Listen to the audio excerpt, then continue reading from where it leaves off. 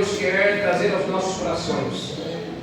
Existe algo que Deus quer revelar, que Deus quer trabalhar, que Deus quer mostrar, e que nós precisamos estar prontos para receber de Deus essa porção do Senhor. E esse tema por si só já nos coloca a pensar no que o Senhor Jesus quer tratar aos nossos corações. Abram suas Bíblias em Mateus capítulo 11. Olha aqui, James, também, por favor. Mateus capítulo de número 11. Nós vamos ler do versículo 16 ao versículo 19. Mateus capítulo de número 11, do versículo 16 ao versículo de número 19.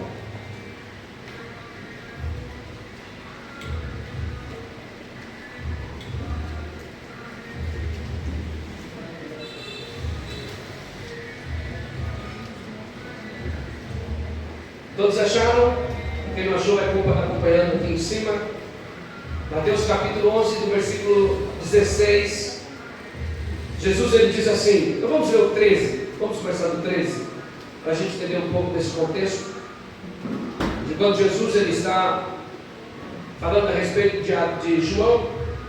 Versículo 13 ele diz, porque todos os profetas e a lei profetizaram até João, e se desejarem aceitar, este é o Elias que há de vir. Aquele que tem ouvidos para ouvir, ouça. Mas a quem hei de comparar esta geração? São como crianças que, sentadas nas praças do mercado, ficam gritando umas às outras. Nós vos tocamos músicas de casamento, mas vós não dançastes. Entoamos lamentos fúnebres e não pranteastes. Assim veio João, que jejua e não bebe vinho, e dizem, este tem demônio. Então chega o Filho do Homem, Jesus, comendo e bebendo, e dizem, eis aí um glutão e bebedor de vinho, amigo de publicanos e pecadores. Todavia a sabedoria é comprovada pelas obras que são seus frutos. Vejam que Jesus, de verdade, pegou pesado aqui nesse texto. Ele começa, nas suas primeiras mensagens, e ele tem um discernimento da geração que ele está pregando. Porque todo pregador, ao se dirigir a uma plateia, ele espera uma reação. Amém? Por exemplo, eu não sou movido pelas palmas, não sou movido pelo glória a Deus, nem pelo aleluia. Eu não sou movido por tapinhas nas costas depois da palavra, nossa que palavra. Mas também não sou movido pelas críticas. Hoje foi horrível e amanhã eu não quero pregar mais. Mas quer seja boa, quer seja ruim, todo orador espera uma reação. E Jesus ele está fazendo a leitura da sua geração, o que não é tão diferente da geração de hoje. A impressão que eu tenho, pastor Mike, por isso que eu me apaixonei por essa mensagem, é que não há uma discrepância e nem um anacronismo no que ele está falando naquela geração para agora. Porque existem coisas que, se eu trouxer da geração passada, estamos falando agora de 2000 anos atrás, e se eu trouxer para cá costumes, linguagem, eu posso cometer um anacronismo, ou seja, uma coisa fora do seu tempo. Mas essas palavras de Jesus dão a impressão, e o que de fato é, que ele está falando conosco e agora, olhando para nós, olhando para os nossos olhos. E então é por isso que a palavra de Deus ela se renova a cada manhã. Billy Graham chegou a dizer que a palavra de Deus ela é mais atual do que o jornal de amanhã. Olha que coisa de doido. Porque a palavra de Deus, mesmo não precisando ser atualizada pelos homens, ela é atual. Ela é a revelação de Deus ao longo dos tempos. Ela é a revelação de Deus ao longo dos homens. É a porção escrita pelos homens inspirada pelo Espírito Santo e supervisionada pelo Espírito de Deus. Então, a impressão que temos ao ler esse texto é que Jesus está falando conosco exatamente agora, olhando nos nossos olhos de forma física. E aí, eu dei apenas uma aumentada em uma palavra no tema que o pastor Mike trouxe nessa manhã. Geração que nem dança nem chora. Geração apática. Vamos ler comigo no 3, 1, 2, 3. Geração que nem dança nem chora. Geração apática. Olha que doideira, gente. Geração que nem dança e nem chora. Essa geração que nem dança e nem chora é uma geração apática. É uma geração do tanto faz como tanto fez. E como bem disse o pastor hoje pela manhã, não é uma crítica à geração de ontem, ou a geração de 200 anos atrás, essas gerações que estão mais próximas de nós, ou o que dizer dessa geração agora de 10, 20 anos atrás, que ainda não se tornou nem um fato histórico, ainda é uma questão sociológica, comportamental. Mas o que eu quero deixar claro aos irmãos é que existe um comportamento esperado do reino de Deus, as revelações bíblicas para a nossa vida. Então, quando a palavra de Deus diz assim: vocês estavam mortos nos vossos pecados e nos vossos delitos, aí você fala: meu Deus, eu estava morto, mas Ele veio e nos resgatou do reino das trevas para a sua maravilhosa luz. Amém. Qual a reação esperada em uma revelação dessa? No mínimo uma reflexão. Quem era eu sem Deus? Eu acredito que todo mundo aqui tem um testemunho, amém? Quem era você sem Deus? E quem é você com Jesus agora? Todo esse reconhecimento de que somos miseráveis, pecadores, mas abençoados com sua graça, deveria trazer e construir em nós uma paixão real por Jesus, deveria construir em nós um desejo enorme de glorificá-lo e ser parecido com Ele para o resto da nossa vida. Mas algumas coisas aconteceram ao longo da história, o que pode justificar o comportamento desta geração, o que também era parecido na época de Jesus. Veja que na época de Jesus havia uma cultura, a cultura helenística, o Império Romano, que havia também agora conquistado e posto abaixo o Império Grego, mas preservava a sua cultura com a filosofia e outras coisas. Havia muitos sábios naquela época, havia muita gente que achava que sabia de tudo. E aí surge Jesus. Para alguns, o Cristo, Filho de Deus. Para alguns, a revelação da palavra, o cumprimento da revelação. Para outros, mais um profeta. Para outros, um político. Para outros, um agitador de massas. E o que não difere dessa geração? Porque quando nós começamos a caminhar, Jesus morre, ressuscita, os apóstolos começam a ministrar e pregar o Evangelho, e ao longo dos anos, ao longo dos tempos, nós bem sabemos da conversão de Constantino, no ano 300 depois de Cristo, e agora o catolicismo, o cristianismo, ele é a religião oficial do Império Romano. E por que católico? Porque a palavra católico significa universal. E essa era a ideia de Jesus, a igreja universal, uma única igreja no mundo inteiro. Então a palavra católico significa universal. Quando você diz eu sou católico, você está dizendo eu sou universal. Eu não sou a universal, eu sou universal. Talvez por isso eles tenham colocado universal, por entender o discernimento da palavra católico. Então, caminha-se e começa já a se mudar as coisas no seio da igreja. Mas quando a Idade Média passa, vem um momento crucial da história da humanidade chamado de iluminismo, onde há uma iluminação do pensamento, onde as pessoas não querem acreditar apenas em respostas baseadas no divino. Por que choveu? Por causa de Deus. Por que fez sol? Por causa de Deus. Por quê? E eles começaram a buscar respostas lógicas para poderem explicar e sanar o desejo do homem por explicações lógicas. Mas com o iluminismo veio também o quê? O relativismo, onde a sua verdade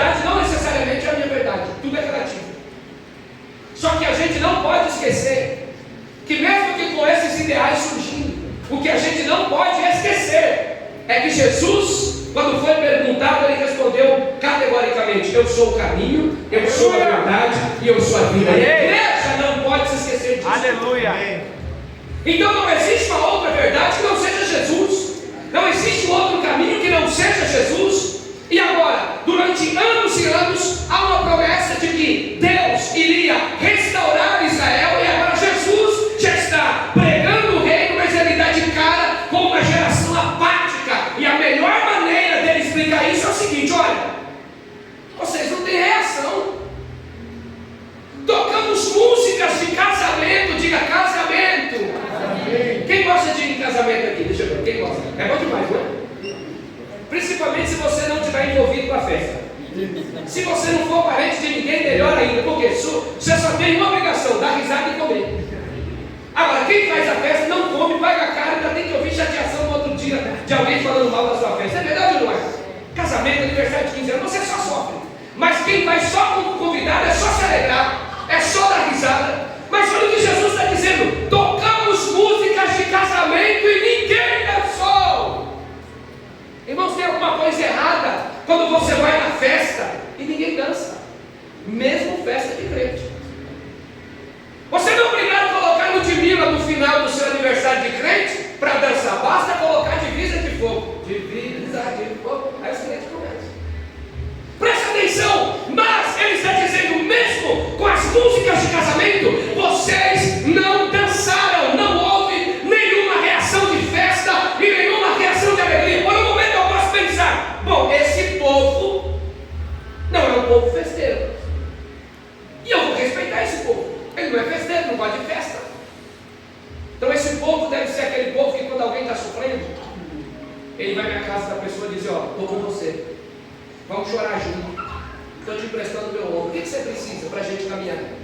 E aí ele diz o seguinte: olha, nós também tocamos músicas de lamento e vocês não choraram. Olha que sermão poderoso. Nós levamos vocês para a festa e vocês não se alegraram. E depois eu levei vocês para o velório e vocês também não choraram. Por isso, não apenas uma geração que chora e dança, mas uma geração apática, que não reage mais a nada. Uma geração que quando alguém é atropelado na rua, não pega o celular para discar o 92. Uma geração que pega o celular para filmar. Uma geração que quando alguém está passando mal, caído na rua, ao invés de ligar para pedir socorro ou socorrer, abre uma chamada de vídeo ao vivo dizendo: olha para cá, olha o que está acontecendo. E enquanto a pessoa rola no chão, essa geração apática produz conteúdo, produz vídeo, eles não ligam mais. Nos tornamos uma geração que, ao um animal ser atropelado, o motorista é morto. Mas uma vida humana se esvaindo não tem valor nenhum. Nos tornamos uma geração que, se você tiver uma árvore no seu quintal e você cortar um caule sem autorização da prefeitura, você é multado em 18 mil reais. Mas se você cortar o braço de alguém e fugir, você responde liberdade. Todo esse comportamento é fruto do que a sociedade tolera, é fruto do que a sociedade adora. Porque nós estamos colocando coisas no lugar de pessoas e pessoas no lugar de coisas. Quer ver uma coisa séria? Você pergunta para um casal: quer ter filho? Não. Eu já tenho um filho. Qual o nome? É um pet. Nós estamos tirando pessoas do lugar de pessoas e colocando coisas no lugar de pessoas. Por quê? Porque não temos mais apatia. Nos tornamos pessoas sem sentimentos, onde tudo é relativo. Imagina que hoje você tem um adolescente de 22, 24 anos dentro de casa, e ao ser questionado se ele vai trabalhar, se ele vai casar, se ele vai sair de casa, ele vai dizer o seguinte: eu não pedi para nascer, logo é sua responsabilidade me sustentar. O mundo virou de ponta cabeça. Mas todo comportamento é fruto daquilo que a gente tolera. E Jesus está denunciando, dizendo: na música vocês não dançam, no lamento vocês não choram. Essa geração é uma geração apática. E Jesus faz uma denúncia grave: a quem é de comparar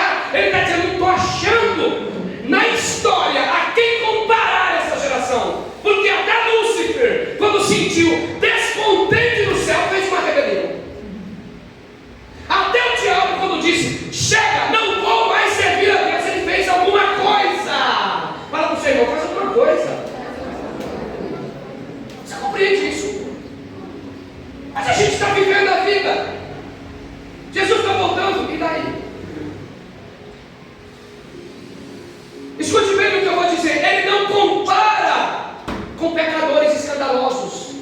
Isso me deixa muito preocupado. Ele não compara a pessoas que estavam fazendo mal todos os dias, mas ele está dizendo assim: ó, vocês são como crianças imaturas e indiferentes. A indiferença ao Evangelho é o que está mandando os homens para o inferno. Porque a pregação é pregada, a palavra é liberada, mas aí ao invés de eu dizer: sim, Senhor, eu reconheço os meus pecados, eu preciso de salvação. Sabe qual é a minha afirmação? Tem gente fazendo pior do que eu. E o que isso tem a ver?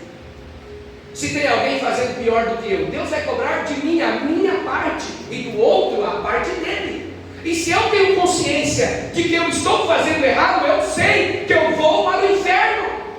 Então eu não vou comparar o meu erro com o meu irmão. Eu vou dizer: Senhor, tenha misericórdia da minha vida, muda a minha história, trabalha, me transforma, não me deixa perecer. E aí quando você reconhece o seu pecado e você é salvo, você corre lá naquele seu amigo que era pior do que você vai dizer: você lembra como eu era? Mas a mão de Deus me alcançou e a minha vida foi mudada. Então a sua vida será testemunho para salvar o seu amigo que é pior do que você. Você entende isso? Então Jesus, ele compara aquela geração a crianças imaturas, imaturas e indiferentes. Vou falar uma coisa aqui, irmãos, que é muito poderosa. Talvez você não concorde comigo, você discorde, mas como pastor eu tenho que ensinar. Tem um tipo de evangelismo que é muito famoso e que a gente até já copiou. Se a igreja feriu você, vem aqui. Aí a pessoa vai lá, mas ela não se arrependeu. Não é sobre o que a igreja fez com as pessoas. A igreja vai continuar ferindo. A igreja vai continuar entristecendo pessoas. Por quê? Porque nós somos pessoas. E aonde tem gente tem problema. Onde tem gente tem dor de cabeça. No meio dos crentes tem briga. Sim ou não? Sim ou não? No meio do pessoal do candomblé tem briga. Sim ou não?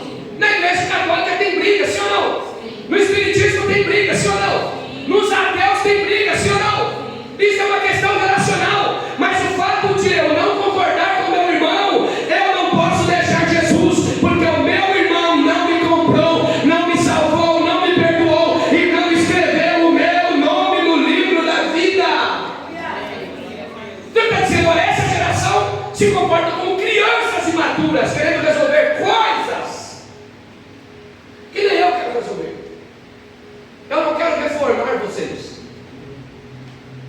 Jesus foi na igreja para ficar um pouco melhor, para ser melhor. Você está fazendo a coisa errada. Jesus não quer melhorar você, porque tudo que melhora piora. Jesus quer mudar você. Jesus quer transformar a tua vida. Jesus quer mudar. Se você andava para a direita, Jesus vai te mandar para a esquerda. Se você fazia coisas erradas, Ele vai te conduzir para o caminho certo. Se você vivia fazendo rolo, Ele vai te ensinar a trabalhar e ganhar dinheiro honesto. Se você vivia fazendo coisa errada, Ele vai ensinar você a andar pelo caminho correto. Jesus não melhora pessoas, Ele transforma. Então, quando eu vou a Jesus, ou eu vou para entregar tudo, ou eu não entrego nada. Então Jesus continua dizendo: vocês são uma geração que não responde ao chamado. Vocês sabem o que é isso, gente? Quem foi ao evangelismo ontem? Dá uma glória a Deus bem forte. Gente, que coisa incrível. Eu acho que eu repostei todo mundo, não sei se quem defendeu, mas que coisa incrível. Foi tudo sensacional, maravilhoso. E aí o Senhor falou para mim: só que aquilo que deveria ser 99% da preocupação da igreja tornou-se um evento. Nosso maior compromisso é evangelizar e só depois pregar. Porque a gente só prega para quem já foi evangelizado. Vocês perceberam o que nós estamos fazendo aqui? Hoje nós estamos num quartel e armas estão sendo distribuídas. Para quê, pastor? Para lutar lá fora. Só que 99% da nossa preocupação é aqui dentro, quando na verdade deveria ser onde? Lá fora. Pergunte para mim se Jesus vivia dentro das sinagogas. Ele ia às sinagogas, pontualmente. Ele ia ao templo, pontualmente. Mas 99% do ministério de Jesus foi onde? Lá fora. E aí pegaram Jesus e falaram assim: não consigo compreender você. Você diz que é o Filho de Deus, mas só vive no meio de tranqueira. Você só vive no meio de gente ruim. Porque falaram: se é Jesus, domingo ele vai estar na igreja, né? Levitando. É igual você olha para o pastor e fala assim, pensa no homem santo. Tem um pastor que eu me pego, o pastor também é. Tem gente que acha que se um dia eu for lá em casa vai me achar levitando junto com a minha esposa. Não, não é esse o desejo de Deus para nós. O que o Senhor está querendo nos ensinar é que a gente precisa, irmãos, precisa fazer o que tem que ser feito. Então Jesus não vivia no meio das sinagogas, ele está no meio dos pecadores. Aí ele vai dizer o seguinte: por que eu estou dizendo que eu não tenho a quem comparar essa geração? Porque quando João Batista veio, aí o pastor Mike deu uma aula. Quando João Batista veio pregar para vocês, vocês acharam ele muito duro. Porque João Batista não tinha iPad. Uma mensagem por domingo, uma mensagem por carnaval. João Batista só tinha uma palavra. E a palavra de João Batista era: vai se converter raça de víbora. Você falava assim: vou na conferência de João Batista, vou no culto da manhã. Aí João está lá: vai se converter raça de víbora. Você fala assim: vou de tarde. Aí, vai se converter. Aí começou a incomodar todo mundo. Porque ele era duro. Ele perdeu a cabeça porque o rei queria casar com a cunhada. Ele falou: opa, é adultério. E desse jeito Deus não vai amar, Deus não vai abençoar. A dieta de João Batista era diferenciada. Quem é que gosta de uma boa carne? Vamos lá. Quem gosta de churrasco? Acho que quem não gosta de churrasco, irmão, tem que ser ministrado. Tem que passar no psicólogo. Só que João, depois de pregar, primeiro é o seguinte: João, a roupa dele era de pele de camelo, diga camelo. Pregando no deserto, num sol de 50 graus. Era doido ou não era? Esse cara é louco. Esse cara é louco. Esse cara é louco. Aí, como se não bastasse, quando João terminava de pregar, João falava assim: agora eu vou fazer meu lanche. Aí ele abria a bolsa do McDonald's dele e tirava grilos, gafanhotos e mel silvestre. Essa era a comida dele. Esse cara é doido. Aí fala: João, a gente não vai ouvir não, porque ele é doido. Ele é doido no vestir, na palavra e no comer. Ele é maluco. Aí Jesus disse: aí venho eu, o Filho do Homem, bem vestido, com boas palavras, sendo com todo mundo. Do que vocês me chamam? Beberrão. Ah lá, vive bebendo vinho. Diz que é o Filho do Homem. Vocês sabiam que Jesus bebia vinho? Amém? Amém ou não amém? Amém? Está aqui ele dizendo: vocês dizem que eu sou beberrão porque eu bebo vinho. Vocês dizem que eu só vivo no meio dos pecadores. E aí você olha a ficha de Jesus, é muito engraçado. Porque Jesus, ora ele está sentado num poço, ministrando uma prostituta. Ora tem outra mulher que estava na vida errada, que agora está lavando os seus pés e secando com o seu cabelo. Ora Jesus está com um paralítico. Ora Jesus está tocando o corpo de um leproso, que era proibido tocar pela lei. Ora Jesus está tocando no morto, que era proibido tocar no morto. E mesmo assim o povo está dizendo: quem é esse? E ninguém se mexe. Então ele diz: vocês são uma geração que não respondem ao chamado. Vocês são uma geração que não são apaixonados pelo Evangelho de Jesus. E aqui o Senhor quer falar ao nosso coração: somos apaixonados pelo sistema, somos apaixonados pela igreja, mas não somos apaixonados pelo Evangelho de Jesus. A paixão pelo Evangelho nos faz amar pessoas.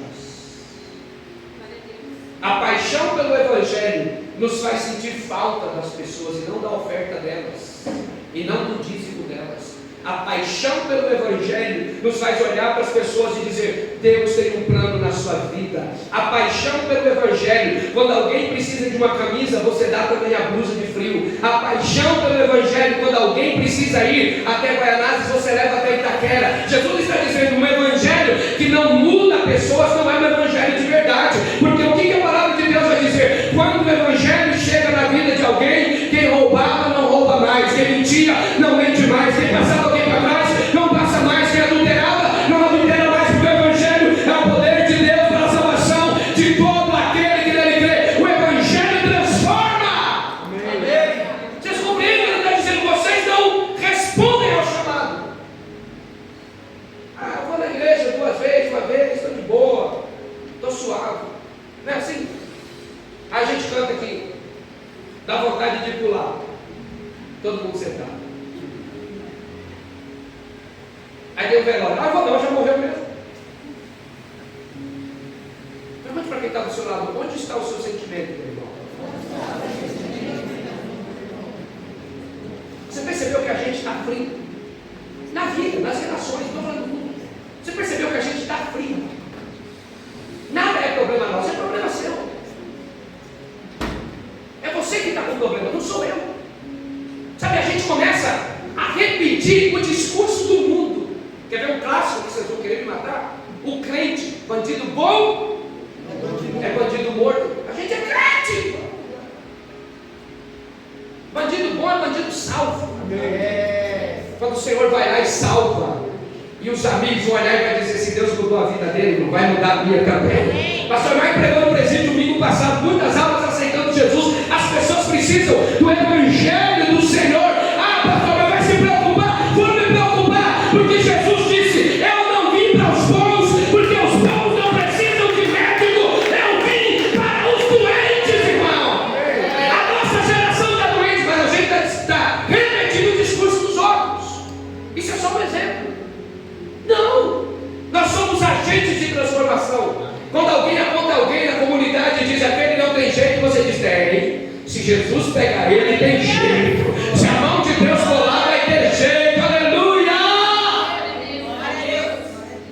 Você compreende o que eu estou dizendo? Mas nós precisamos reagir à voz de Deus. O Senhor diz: ide por todo mundo e pregai. Aí a gente tem que marcar o dia do evangelismo. Presta atenção se eu estou ficando doido. Jesus disse: ide, mas nós temos que marcar a data do ide. Está tudo errado. Está tudo errado. Você faz parte da grande comissão. Tem alguém esperando um abraço seu. Tem alguém esperando uma palavra liberada através da sua boca. Tem alguém querendo ouvir o seu testemunho, de onde você era, de onde Deus te tirou, e quem você é agora e quem você está se tornando em Cristo.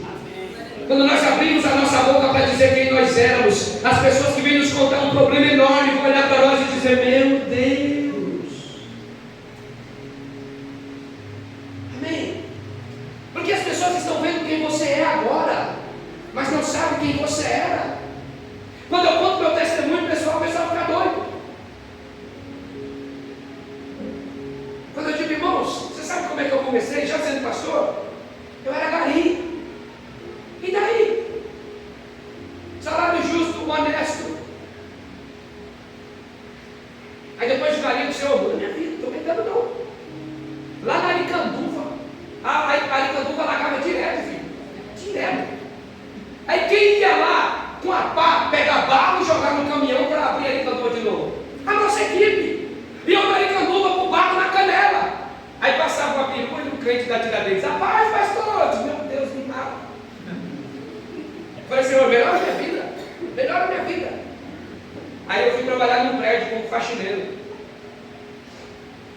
o que também foi muito bom. E o meu chefe era de uma outra religião.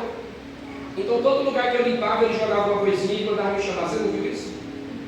Você não viu isso? Eu tinha certeza que eu tinha deixado limpo, mas eu estava passando por um processo. Diga: processo. Antes da sua vitória chegar, Deus vai te passar por um processo.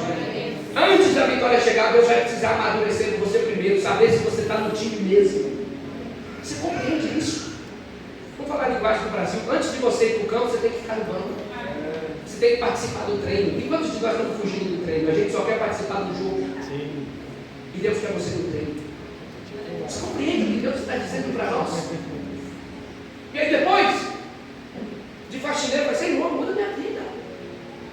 Muda minha história. Aí eu fui ser repositor no mercado. Faço entrega nesses prédios da Tiradentes, tudo, irmão. Subindo até o quinto andar com as caixas de compra nas costas, às vezes 5 caixas de compra e depois mais 2 caixas de leite. Muito pesado. Muito pesado. Mas eu precisava sustentar minha casa. Eu precisava sustentar minha família. Senhor, muda minha vida. Eu só dizendo: Senhor, muda minha vida. Aí depois de faxineiro, eu fui para repositor. Aí fui para um outro lugar para ser atendente. E a oração era a mesma: Senhor, muda minha vida. Muda minha vida. E um dia um pastor que Deus colocou na minha vida, que eu amo até hoje, disse assim: você tem orado quantos anos para Deus mudar a sua vida? Eu falei: nossa, nem me fala. Eu já queria lamentar, reclamar. Eu reclamava de tudo, pastor, de tudo. Foi aí que o Senhor me libertou desse espírito. Você conhece alguém que reclama de tudo? Quem conhece alguém? Você sabe o que é isso? Eu tenho ministrado algumas pessoas aqui na igreja, eu olhei nos olhos de um obreiro um dia e falei assim: filho, você está com espírito de maledicência. Repreende ele da tua vida. Eu olhei nos olhos de um obreiro aqui e disse esses dias. Porque era o mesmo espírito que me possuiu. O mesmo espírito. Tudo está ruim, eu estou pobre, eu estou na desgraça, eu estou. Gente, espírito de maledicência. Aí eu comecei a desabafar com um pastor no trabalho que eu era atendente, que o pastor mesmo, Deus me colocava para aquelas casas, ele era meu chefe. Aí eu estou ali reclamando, estava só nós dois no elevador, ele olhou para mim e falou assim: você está com espírito de maledicência. Eu era evangelista, eu falei: não estou, você está e está repreendido pelo sangue de Jesus, você reclama de tudo. Rapaz, ali eu engoli seco aqui, o pastor Marcelo americano, mandou chumbo grosso na minha cara. Eu voltei para casa no Ford Ka preto que eu tinha batido com o monobloco empenado.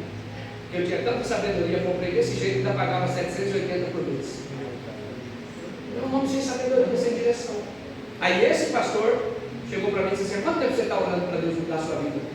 Eu falei: pastor, eu estou orando tanto tempo para Deus mudar a minha vida. Deus, pastor, eu estou numa situação que eu estou deixando essa peste desse carro, desse jeito, aberto para alguém roubar e tirar ele da minha vida.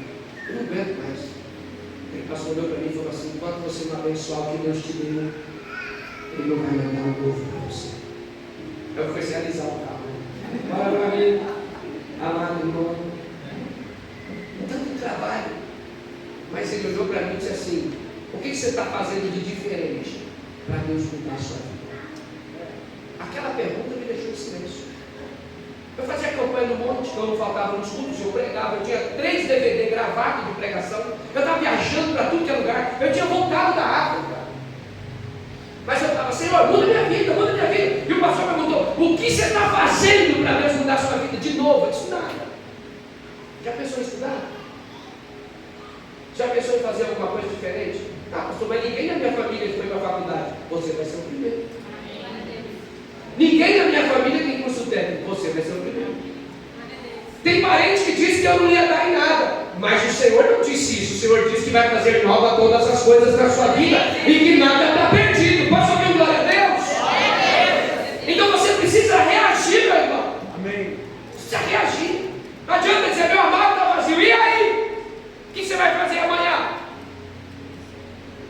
Compreende o que eu estou dizendo? Depois que a gente ora, repita comigo: depois que a gente ora, a gente age.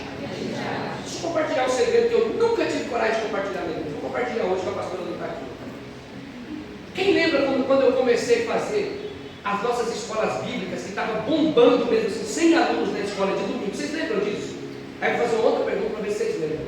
Vocês lembram que eu estava vendendo um monte de livros da minha coleção? Falei: gente, eu quero abençoar vocês, vou trazer os meus livros que, sabe, vai mudar a vida de vocês. Vocês lembram? Mais de 100 livros que eu botei para vender. Para todo mundo. Eu estava vendendo para o crescimento de vocês.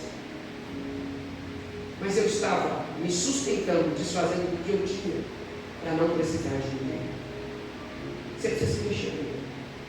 Você precisa se mexer. Deus quer fazer você crescer. E Deus vai usar o que você tem para você crescer. Você precisa reagir. Você compreende? Eu fiz esse recorte porque Deus quer falar com alguém nesse lugar. Você precisa reagir. Você não precisa fazer nada de errado. Deus vai usar as suas mãos. Deus vai te dar habilidade para fazer você crescer, para abençoar sua casa, para abençoar sua família, para mudar a tua história, para mudar a tua vida. Amém? Deus vai fazer algo poderoso. Você precisa, em nome de Jesus, reagir à voz de Deus. Sabe o que Jesus está dizendo? Esse povo, ele não se move, pastor Mike, nem para o céu e nem pelo juízo. É isso que doía em Jesus. Porque Jesus chegava e dizia: a voz é chegar do reino de Deus. O que ele tinha que fazer? Uau! Amém? Quem já foi no estádio de futebol?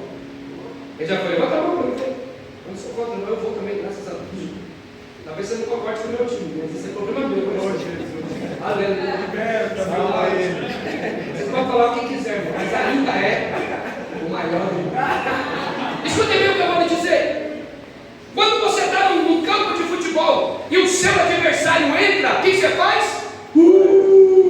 É ou não é? Isso assim, quem é crente? Eu só faço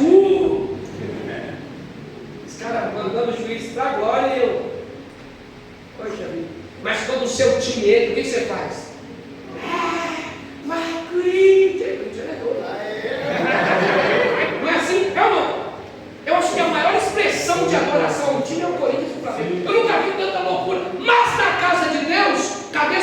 chegando adorando o Senhor? Cadê esse flamenguista que falta no culto para assistir o jogo, glorificando a Deus com a mesma intensidade?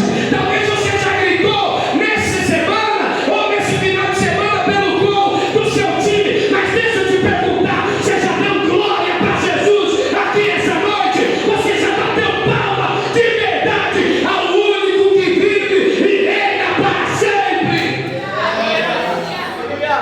Porque nós somos essa geração, irmãos, que Jesus está denunciando. Uma geração que aplaude prazeres, mas não aplaude deveres. Então não se move nem pelo céu nem pelo inferno. Você olha para você e diz assim, ó, fica tranquilo agora. Você não vai para o inferno, eu te garanto. Qual a tua reação? De alegria. Não é só de alívio, de alegria. Mas e se eu chego para você e digo assim, filho, por tudo que eu li na Escritura, depois que você colocou minha vida, você vai para o inferno. Qual a sua reação? O que se espera? Desespero, choro. Né? Quando alguém recebe a sentença do câncer. Mas por que eu, Senhor? Poxa vida. A gente até diz assim, tanta gente ruim, o Senhor já aproveitava e já matava o desgraçado. Mas por que eu? Né? Quando morre um parente da gente, da hora, você fala assim, quem não morreu aquele vagabundo? Por que eu? A gente lamenta, não é verdade? Mas o que Jesus está denunciando é, esse povo não se move nem pelo céu e nem pelo inferno. Eles não se mexem. Essa definição é uma definição de uma geração apática, que não dança quando Deus chama para celebrar e nem chora quando Deus chama para arrependimento.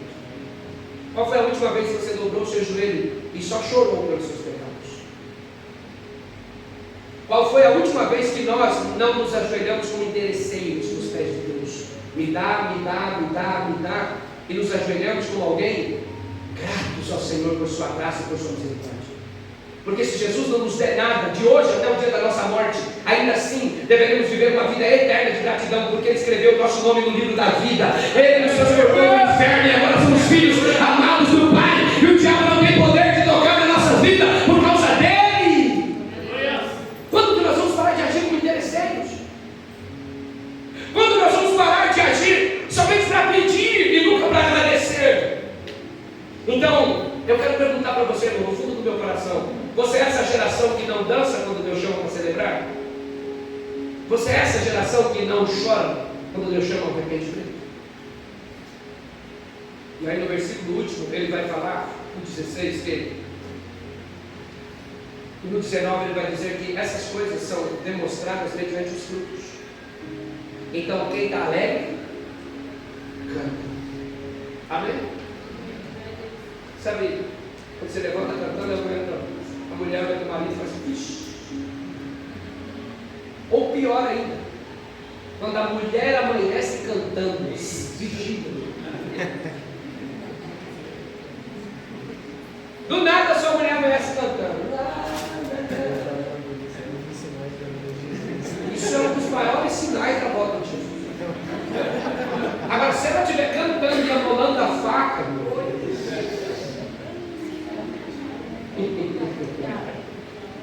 porque a palavra diz que quem está alegre, canta. Mas quem está triste, ora. Não é assim? Quando você está alegre, você põe o som alto em casa, você canta, você dança, você pula. Mas quando você está triste, sua vontade é só de chorar. Só de chorar, não é verdade? E deixa em paz, quero ficar sozinho, não quero ver ninguém. Pega um carro, vai dar um rolezão sozinho, põe uma música bem alta daquela de morrer, né? E sai chorando. Não é verdade? Mas há uma reação. Então essa geração perdeu a sensibilidade espiritual, que são semelhantes aos meninos sentados nas praças, gritando uns com os outros, sem discernimento de nada, sem sensibilidade nenhuma. Jesus descreve como uma geração parada. Estão nas praças, mas não se movem. Irmão, praça é lugar de movimento, sim ou não? Sim. Praça é lugar de movimento, sim ou não? Sim. Veja lá na Grécia, as águas, né? As praças, lugar de debate, lugar de vida, movimento. Os debates políticos aconteciam onde? Nas praças. Movimento. Mas Jesus está dizendo, olha, tem uma geração que na praça não se move. Ouvindo, mas não não discernem. Irmãos, tudo aquilo que é nos apresentado com facilidade é errado. Então você precisa discernir. Vai ter uma vantagem muito grande, mas é errado, discerna. Fala para quem está do seu lado, não entra em furado. Então, irmãos, a apatia, isso é muito poderoso. E eu poderia terminar a mensagem aqui, porque isso é para nós crentes que Deus está falando agora. A apatia, pastor, como que eu posso saber se eu sou um crente apático? Como que eu posso saber se eu faço parte dessa geração apática? Escute o que eu vou te dizer. A apatia começa quando o coração se acostuma com o sagrado. A apatia começa quando o coração se acostuma com o sagrado. Por exemplo, o que você está fazendo aqui essa noite? Esse momento é sagrado. O que isso muda com essa informação que eu trouxe para você? Ou você está aqui só porque seu líder falou que você tinha que estar? Ou você está aqui só porque é domingo e você não tem o que fazer? A gente acostumou.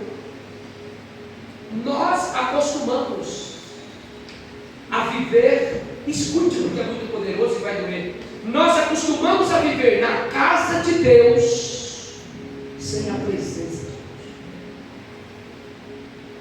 E o Senhor quer nos ensinar. O que vocês estão fazendo aqui hoje, irmãos? O que vocês estão fazendo aqui hoje? O que você veio fazer aqui hoje? Na casa de Deus, em presença de Deus. O discernimento é de que quando eu chego nesse lugar, eu vou adorar ao Senhor com corpo, alma, espírito e em verdade. Por tudo que Ele fez, por tudo que Ele tem feito na minha vida, com discernimento de quando nós nos ajuntamos em santidade para produzir uma verdadeira adoração como a unidade do corpo, amém? Mas não temos coragem de louvar, não temos coragem de celebrar, por quê? Porque estamos pensando no amanhã. Pastor, o senhor está animado aí, mas quem sabe as suas contas já estão pagas, amanhã tem um boleto, o meu gás acabou, eu não recebi salário, eu recebi o aviso de que eu vou ser mandado embora do meu serviço. Então, pastor, eu estou aqui chateado. Deixa eu te falar uma coisa. Jesus olhou e disse assim: olhem para as aves do céu, elas não trabalham, elas não plantam, elas não colhem, mas o alimento delas está garantido todo dia. Ele disse: olha para os lírios do campo, eles não compram roupa, eles não vendem produtos para se vestir, mas estão lindos que Salomão, na sua riqueza, não conseguiu se vestir. E aí ele pergunta: porventura vocês não valem mais que os lírios dos campos, ou do que esses passarinhos? Eu vou sustentar vocês, eu vou cuidar de vocês. O justo não ficará desamparado. Aleluia. Você compreende isso? Mas, ao invés de trazermos a bandeja da adoração para a igreja, a gente traz a bandeja do problema. E aí você começa a ministrar as pessoas mais. Sabe? Em um desses cultos eu vou pedir para o obreiro trazer uma bacia, um sabonete e uma toalha. E eu quero lavar as mãos do público. Porque algumas pessoas elas não querem mais o evangelho. Você abre o texto, ministra a palavra, e eles sempre dizem, mas eu estava com dor. Aqui é a casa de cura. Mas eu estava com problema. Aqui é o lugar que Deus resolve todos os problemas. Mas eu estava com contas para pagar. É aqui que Jesus, que é dono do ouro e da prata, está. Aleluia, louvado. Mas eu estava triste. Aqui está um Deus que, quando entramos na presença dele, até a tristeza salta de alegria. Vocês compreendem o que eu estou dizendo, irmãos? Para de dar desculpa. Eu não fui porque eu estava ruim, eu não fui porque eu estava doente, eu não fui porque eu estava quebrado, eu não fui porque eu estava com dor. E o diabo vai colocar mais dor, vai colocar mais doença, porque o diabo quer te ver no sofá, assistindo jogo, assistindo Netflix. O diabo quer te ver empregado, o diabo quer te ver cada dia pior, o diabo quer te ver cada dia mais ruim.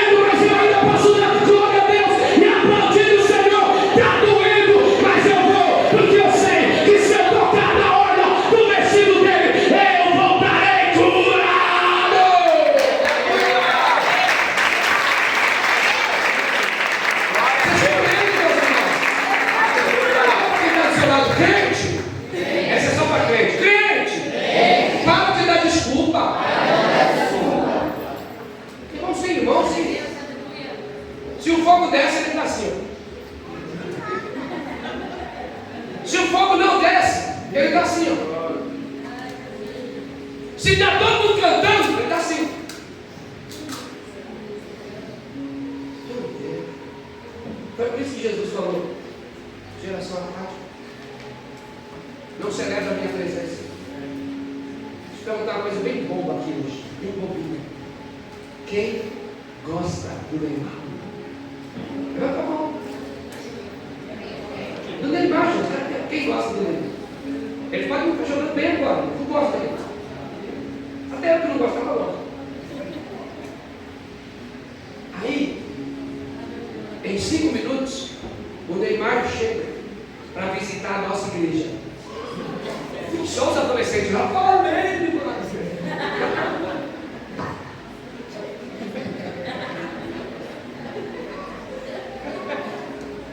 Mas deixa eu dar uma notícia para você. Jesus já chegou aqui, você não fez nada. Jesus já chegou aqui, você está se comportando como se ele não estivesse nesse lugar. Aliás, quando você chegou, ele já estava e você nem deu boa noite. Você nem percebeu a sua presença. É disso que ele está falando. Eu estou dizendo para vocês que o reino dos céus é chegado e vocês não se manifestam. Ele está dizendo isso para aquela geração. Mas ainda existe alguém que responde. Oh, glórias! Eu quero que você seja desses, Marcos, que responda. Lucas, eu quero que você seja desses que responda. Quando Jesus perguntou: vocês acham que eu sou quem? Aí a multidão ficou calada. Outro disse assim: tu és João Batista. Outro disse assim: você é Elias. Mas sempre terá alguém que não deixa a sua geração morrer. E aí Pedro diz assim: tu és o Cristo, o Filho de Deus. Jesus olhou para Pedro e disse assim: você não diria uma coisa dessa se o Pai que está no céu não tivesse revelado? Amém? Eu quero que você seja a boca de Deus para essa geração. Você vai dizer: ainda tem jeito, ainda tem esperança, nem tudo está perdido, porque o Senhor está comigo. Amém? Há quem diga: essa geração está perdida, as escolas estão perdidas, a juventude está perdida. Mas eu venho como homem de Deus dizer: enquanto tiver um jovem crente dentro de uma escola, ainda há esperança. Enquanto tiver um jovem crente em uma faculdade, ainda há esperança. Enquanto tiver um crente em uma família, ainda há esperança. Seja você esse. Amém. Se torne você aquele que toda a família vai chamar para orar. Amém. Eles podem até não gostar de você, de achar chato, mas quando a chapa esquenta, eles vão chamar você para orar. Posso ouvir um aleluia? Posso ouvir um aleluia? Aleluia. Quando eu cheguei na vida da minha esposa, estou caminhando para encerrar, eu tinha 15 anos de idade e ela tinha 13. Aí eu conheci a família da minha esposa. Eu era crente. E todo churrasco tinha bebida. Todo churrasco tinha bebida. E parecia uma coisa que no meio de tanta gente só mandavam eu ir buscar. Eu poderia ter sido hiper mega blaster religioso e dizer: me respeita que eu sou crente e não vou buscar. Mas eu tinha um sogro para conquistar e uma família para conquistar. Família, pega lá na geladeira mais 6 para nós. Senhor da glória. Senhor, pelo amor do teu nome eu vou. Porque eu sei quem eu quero me tornar nessa família. Acabou a cerveja. Família, pega a chave do carro e vai buscar lá os 4 entradas. Vou buscar. Trazia, pegava a chave do carro, está ali. Eu lembro especificamente, eu tinha um tio que todo churrasco ele fazia caipirinha. Família, para você. Ele sabia que eu era crente, mas todo churrasco eu fazia questão de me oferecer. Muito obrigado, muito obrigado. Muito, sempre falando muito. Eu sou crente! Muito obrigado, muito obrigado. E aí eu casei, continuei, a mesma pegada. E um belo dia eu recebo uma ligação. Fabinho, você está bem? Estou bem, graças a Deus. Aí a voz embargou do outro lado. Eu quero convidar você para você estar comigo lá na igreja de Itaquera, na Jacupesca. Você pode ir domingo de manhã. Eu já era pastor aqui. Eu disse: posso, por quê? O que aconteceu? Porque eu, sua tia seu primo, vamos batizar nas águas do Glória a Deus. Descobrir que você tem que se tornar, pelo seu testemunho, pela sua fé, aquilo que a sua família precisa. E hoje esse tio já está na glória. Mas em todos os eventos da família da minha esposa, não importa quantas reuniões e quantas religiões se reúnam no dia dos encontros, sempre alguém vai dizer, antes de qualquer coisa, família vai orar. Deus quer pegar você e transformar na voz profética da sua casa. Deus quer transformar você na voz profética da sua família. Porque vão dizer, quem é ele, quem é ela? Rapaz, você não sabe o que Deus está fazendo na vida dele agora. Aleluia! Vai para a igreja, não vai durar 6 meses. Já tem 6 anos firme na presença de Deus, amém? Nós precisamos reagir, amados. Porque o mundo está cansado de ver crentes apáticos. Então você pode estar na igreja mesmo assim distante de Deus.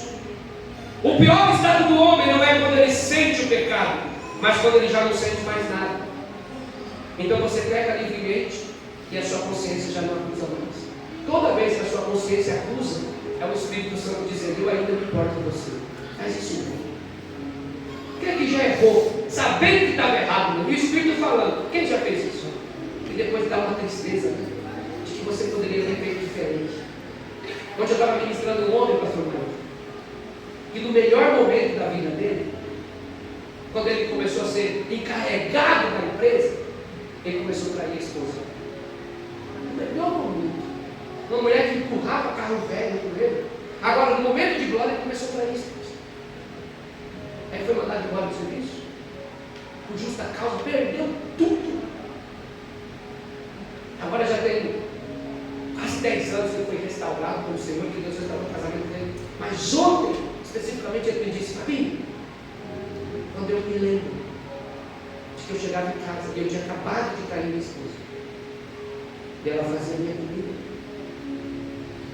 e trazia na cama. Ele disse, como eu era trucidado por Deus. Eu saía 4 horas da manhã, ela levantava 3h30, passava minha roupa, não ficava umzinho.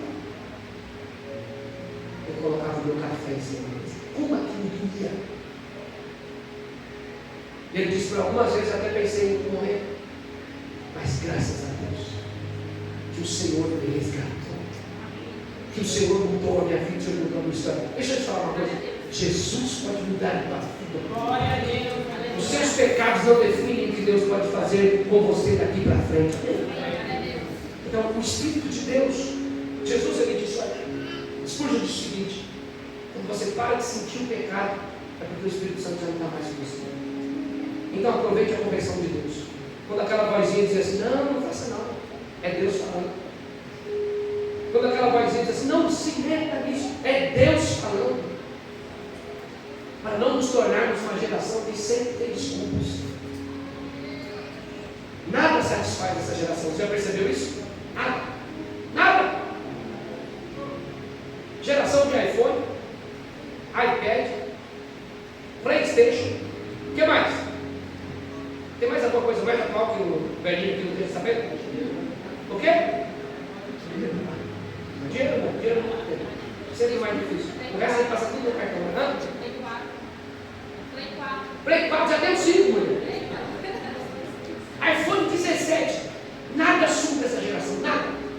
O filho abre o armário, você que tem filho, seu filho abre o armário, não tem nada para comer, mas o armário está cheio.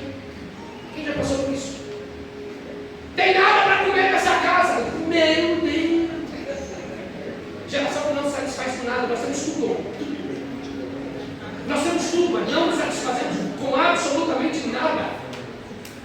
É uma geração que quando o tempo é de alegria não se volta. Por que estão alegres? Não vou. Quando é tempo de quebrantamento não se rende. Não vou porque também não me avisaram nada.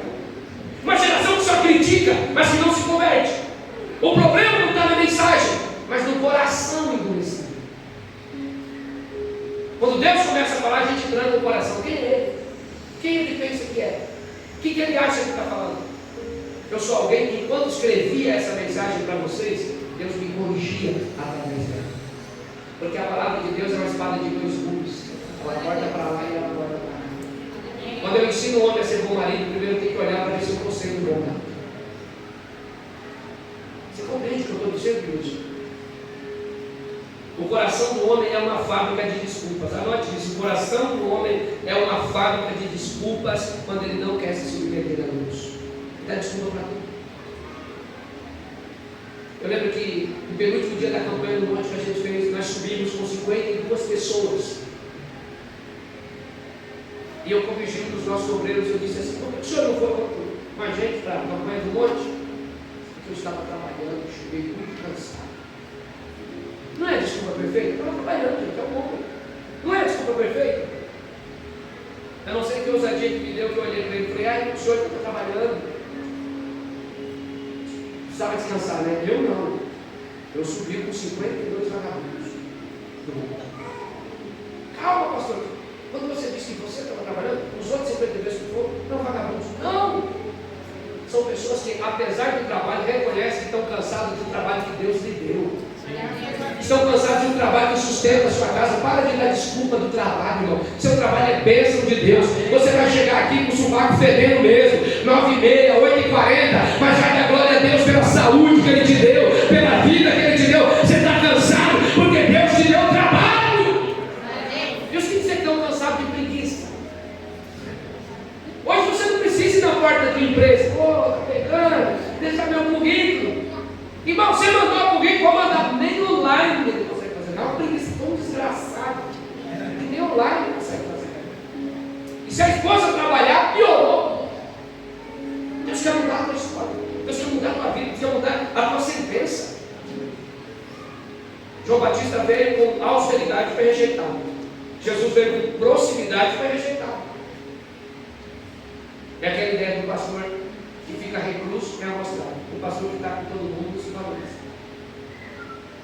Todos nós sempre vamos dar uma desculpa para não nos submetermos a Deus e ao seu projeto.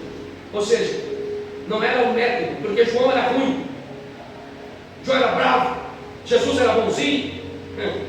Era o coração das pessoas. A apatia espiritual, ela rejeita o confronto e rejeita o amor.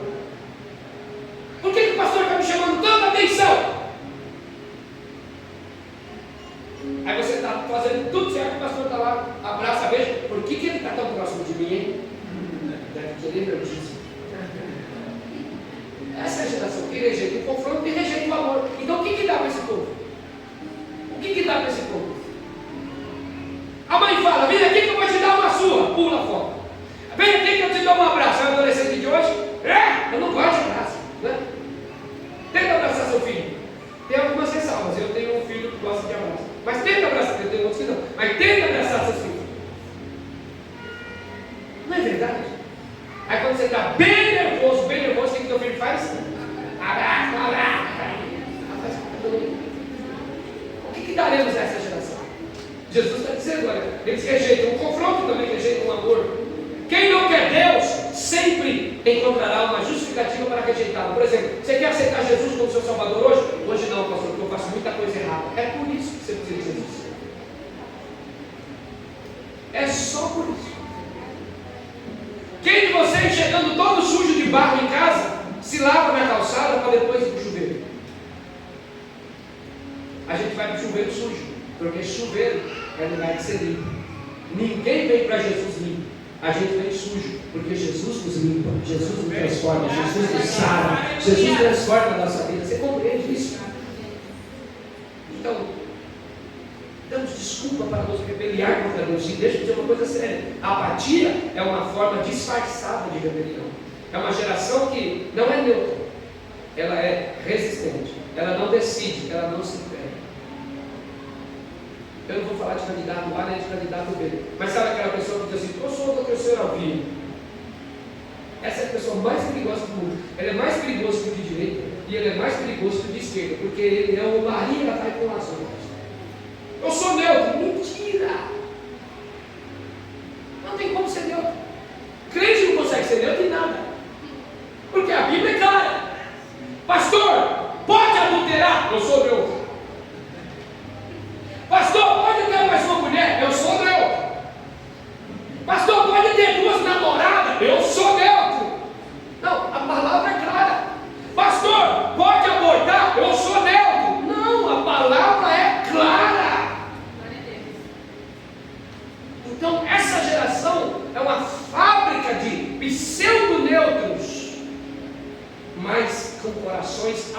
extremamente resistentes. Não decide, diga comigo, não decide, não se entrega, não se posiciona. Eu acho que eu vou. Isso é a resposta? Você quer saber? Laís, como é o seu esposo? Seu esposo? Igor, você chega assim e fala assim: pastor, gostei do culto. Queria convidar o senhor para ir lá em casa para nós tomar um café. Aí eu digo para você assim: ó, vamos marcar. Quando fala vamos marcar, eu esqueço, não vou marcar. Essa é a geração do vamos marcar e não marca nada. Essa é a geração do bora fazer e não faz nada. Porque temos a desculpa perfeita. São Paulo é o lugar da correria. Onde você estava, meu filho? Não deu pra... Na correria. Aí você descobre que a correria era dentro de casa, assistindo TV com ele. Vocês compreendem o que eu estou dizendo, irmãos? É uma geração que ela não é neutra, ela é resistente, ela não decide, ela não se entrega e ela não se posiciona. Por quê? Quando a gente fala, a gente tem que cumprir. Olha o que a palavra de Deus diz: seja o vosso falar sim, sim, não, não. E o que passar disso? Procedência maligna. Eu vou, vá. Eu não vou, não vá. Você compreende isso? Meios crentes não entrarão no céu. Chega no céu e fala assim: estou quase salvo. O anjo fala: você está todo condenado. Eu vim aqui porque a minha ficha de coisas boas é maior do que a minha ficha de coisas ruins. Afinal, tem alguém pior que eu. Você está condenado. Então escute. Existe um grande escritor chamado Tozer que diz: um coração indiferente é mais perigoso do que um coração abertamente rebelde. Eu tenho mais confiança no rebelde do que em alguém indiferente. Sei não, pastor. Esse me preocupa. Não vou não, pastor. Não concordo não, pastor. Não estou junto não, pastor. Esse eu confio. Vocês compreendem? Essa é a geração que Jesus não quer. Estamos dentro, mas não fazemos nada. Estamos juntos, mas nunca congregamos. Essa é a geração que Jesus não quer. Escute. Mesmo que essa geração rejeite, Deus continua sendo Deus. A verdade de Deus não depende da aceitação humana. Aleluia. O reino não para por causa da incredulidade das pessoas. Deus continua operando, mesmo apesar da apatia. Deus continua operando, salvando, curando, libertando, batizando, levando gente para o céu. Haverá um dia que ficará evidente quem estava certo, Deus ou esta geração independente. Um dia há de ser revelado quem estava certo, a palavra ou essa geração diferente. Escute bem o que eu vou lhe dizer. Jesus não está apenas descrevendo uma geração passada, Ele está confrontando a nossa geração. O que você vai fazer amanhã para que a sua vida não seja mais a mesma? O que você vai fazer amanhã para que o seu bairro seja transformado? O que você vai fazer amanhã para que os seus vizinhos tenham uma vida melhor? O que você vai fazer amanhã para que a sua vida espiritual seja renovada e transformada? O que você vai fazer amanhã para ser um pai de família melhor, uma mãe de família melhor, um filho melhor, uma filha melhor? O que você vai fazer amanhã com a palavra que foi pregada hoje para que a sua vida tome um rumo diferente?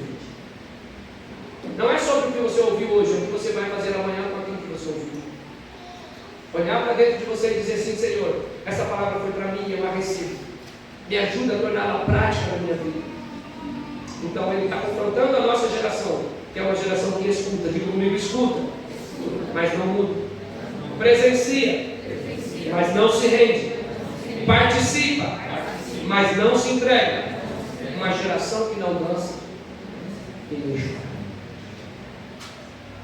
Se eu pudesse dizer a você, para fazer um pedido para Deus hoje: Senhor, quebranta a minha coração, quebranta a minha coração. Quanto tempo faz que você não chora na presença de Deus? Não tem louvor que toque a sua vida. Não tem pregação que atinja o seu coração. Mas a Bíblia diz que o Senhor diz: virão dias, diz o Senhor, em que eu tirarei o coração de pedra e colocarei o coração de carne. Jesus é o martelo que esmiuça a pedra. Pegue na mão de alguém sentado do seu lado e agora comece a pedir para o Espírito Santo quebrantar seu coração. Comece a pedir para o Espírito Santo para não permitir que nunca mais você venha à igreja à toa. Que você não venha fazer número, mas que você venha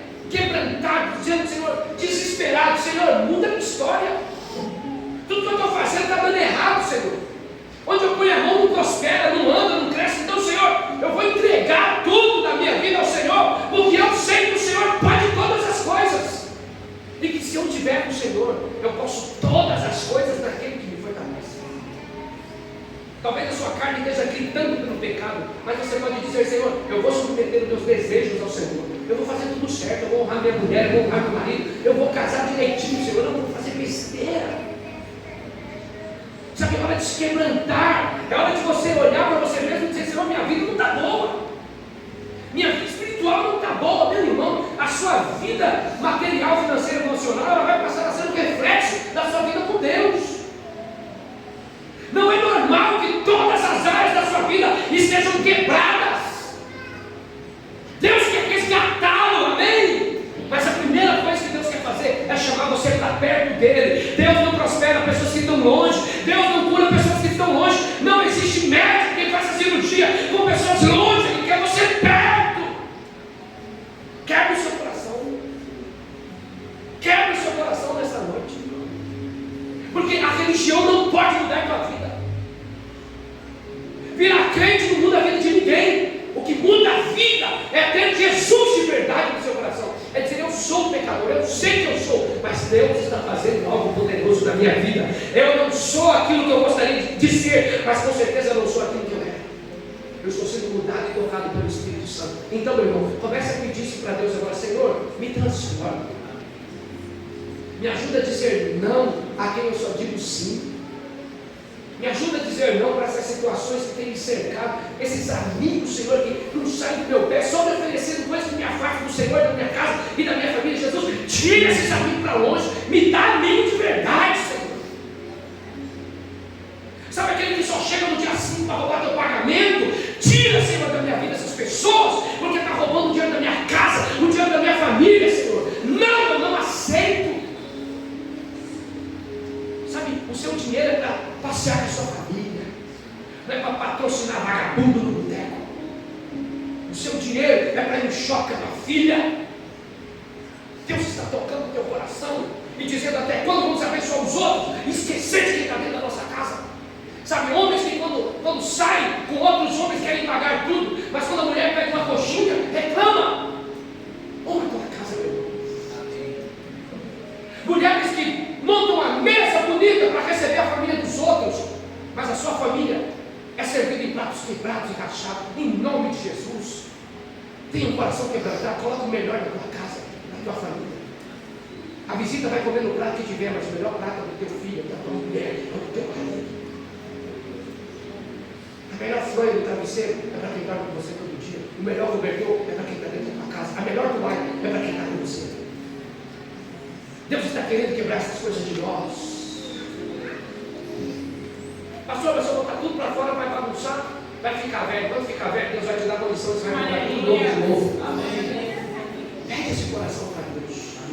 Pede esse coração para Deus.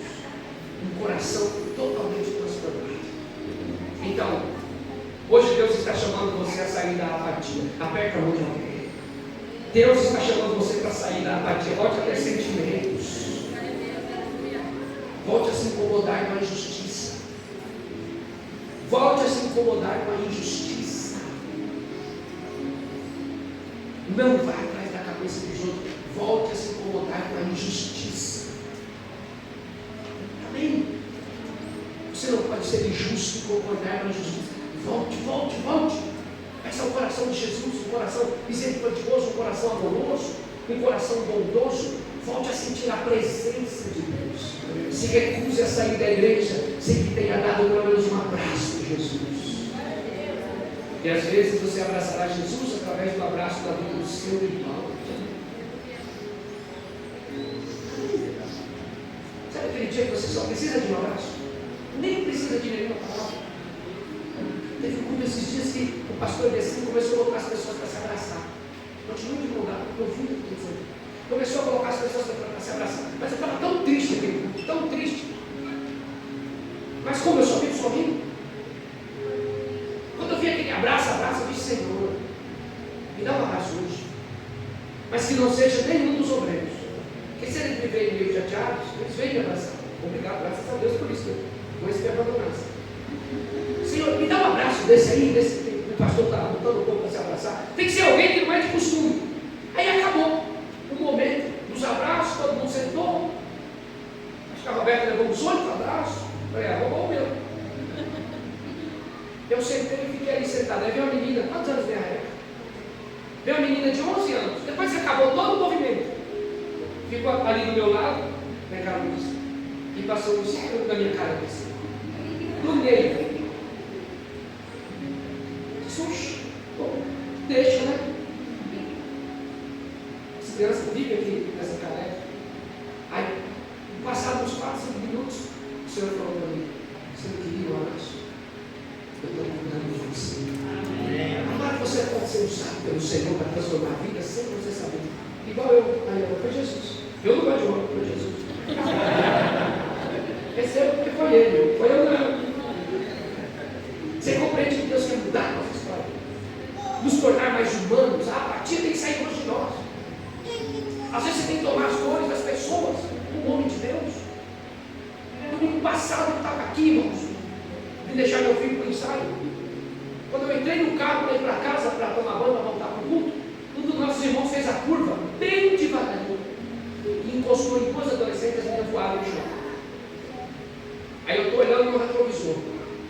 Aí o irmão desce, obviamente, crente, vai conversar com as meninas, chega no carro. Presta atenção, está tirando, está pensando o quê? Peraí, ele não viu o que eu vi. Eu poderia ter acelerado o carro, não é problema, mas eu vi. E tudo que eu vejo passa a ser problema. Quando Deus permite você ver problema na igreja, Deus está te dando autoridade para resolver. Quando Deus permite você ver problema na sua família, Deus está te dando autoridade para resolver. Aí cheguei, mas tudo bem, como é que vocês estão? Tudo bem, estou machucando. Aí, presta atenção, se liga, que não sei o quê. Jesus, eu tenho que baixar o banco. O irmão Fábio chegou. Eu falei, irmão, você não está vendo que o rapaz já desceu do carro, está prestando aí primeiro socorro, ele fala que é porque tem que prestar assim. Você viu a velocidade que ele veio, meu irmão? Ele veio a 5 por hora, não é nem um nóia, é um pai de família, entendeu? Gente, da nossa igreja. Não é porque sei o que não, irmão, você não vai arrastar ninguém aqui não, está entendendo? Você não vai arrastar ninguém aqui não. O pessoal tudo espirocando ali na janela, olhando. Aí o cara, então, pastor Fábio, só aqui nessa igreja, esse movimento da nossa igreja, ninguém vai fugir. Chama a mãe, chama a avó, ele vai comprar o que tem que comprar, vai fazer o que tem que fazer, beleza? Aí os anos acalmaram, o senhor pastor daqui, tudo bem? Não tem hora que você tem que comprar aquilo do teu irmão, você não faz certo. Você entendeu? Empatia, não apatia. O irmão bonzinho, meu Deus do céu, foi meu líder. Aí eu comecei a pregar. Ele era meu líder. Então eu era jovem. E o rapaz doido para ir embora e eu já pregando de volta. Aqui não tem mais palavra. Aí a mulher veio buscar o remédio onde? Na igreja, né? Na menina. É assim que a gente faz. Então, amados, participe da vida dos irmãos. Volte a se quebrantar pelo pecado. Volte a responder à voz de Deus. Não seja um espectador do que Deus está fazendo na vida do pastor Mike, do pastor Fábio ou desse seu líder. Volte a dizer, Senhor, eu quero participar desse mover também. Se o Senhor está fazendo na vida deles, eu quero que o Senhor também faça na minha vida. Diga graças a Deus. Diga comigo, o maior perigo não é rejeitar Deus com palavras, é ignorá-lo com a indiferença. Não seja indiferente ao Senhor. Não seja indiferente. Amém? Fica de pé em nome de Jesus.